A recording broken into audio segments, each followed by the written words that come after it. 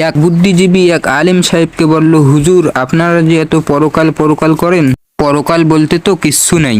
আলেম সাহেব বললেন, আচ্ছা তাই নাকি? বুদ্ধিজীবী বলল, হ্যাঁ। তখন আলেম সাহেব বললেন, আচ্ছা আমি যদি এখন বলি আপনার ব্লাড ক্যান্সার হয়েছে, আপনি কি বিশ্বাস করবেন? তখন বুদ্ধিজীবী বলল, আমারে কি পাগলে কামড়াইছে নাকি, আমি ফালতু কথা বিশ্বাস করব? তখন আলেম সাহেব বললেন, যদি এই কথাটা কোনো বিশেষজ্ঞ ডাক্তার অত্যাধুনিক যন্ত্রের সাহায্যে চেক আপ করে আপনাকে বলে, তখন কি আপনি বিশ্বাস করবেন? বুদ্ধিজীবী বলল, অবশ্যই বিশ্বাস করব। তখন আলেম সাহেব বললেন, আপনি ডাক্তারের কথা বিশ্বাস করবেন, কারণ সে শরীরের বিশেষজ্ঞ, মানুষের দেহ সম্পর্কে সে ভালো জানে। তাহলে আলেমদের কথা বিশ্বাস করেন না কেন? তারাও তো আসমানি কিতাবের বিশেষজ্ঞ।